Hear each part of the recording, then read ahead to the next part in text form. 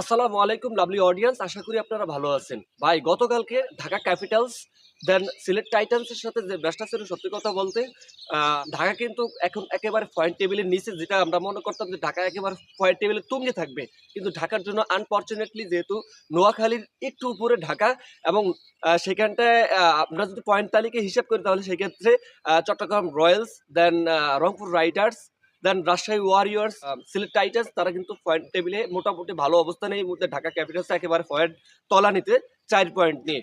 তো গতকালকে ম্যাচটি ভাই অন্যরকম ছিল। 181 রান টার্গেট দিয়েছে অপোনেন্ট।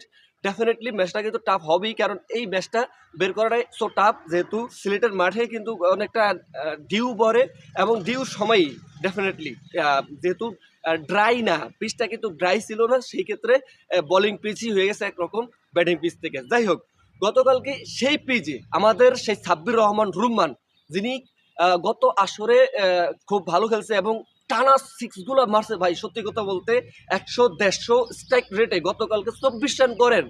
সত্যি দ্য অ্যামেজিং ছিল সেই সাব্বির রহমান রহমান। তো ভাই সেই সাব্বির রহমান রহমানকে আমরা এই মুহূর্তে তাকে দলে চাই, যে নাকি বাংলাদেশের সার্ভিস দেওয়ার জন্য মুখিয়ে রয়েছেন। আমাদের গাজী আশরাফ হোসেন লিপু, তারা কোন দিকে যাচ্ছিল সেটা আমরা আসলে বুঝতে পারি না। তাকে তাকে ছাড়া দল ঘোষণা করেছে। সত্যি এটা আসলে আমাদের জন্য খুব খারাপ লাগার বিষয়। কিন্তু সাইফুদ্দিনকে আপনার নিছেন কোয়াইট লজিক্যাল, কারণ সাইফুদ্দিন এই মুহূর্তে ডিজার্ভ করে। তাহলে কেন সাব্বির রহমানকে আপনার নেন না? ভাই সাব্বির রহমান কোন দোষ করেছে? সাব্বির রহমান কি অন্য দল করেটা কি?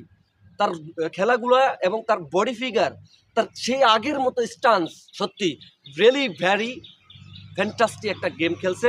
সত্যি আমাদের কাছে খুব ভালো লাগছে এবং ধারাবাহিকভাবে বিপিএল পারফর্ম করেছে, ডোমেস্টিক লিগে পারফর্ম করেছে, কিন্তু তাকে আমরা পাই না। যদি আমরা টি-20 বিশ্বকাপে এখনো স্কোয়াডে নাই, কিন্তু যে সিরিজ টুরিজ হবে তাকে রাখবেন? এইটাই আমাদের প্রশ্ন। এবং সাব্বির রহমানকে নিয়ে আরও কন্টেন্ট করব। এই সাব্বির রহমানের নেওয়ার জন্য যথাসম্ভব নেওয়ার জন্য আমরা অনেক চেষ্টা করব।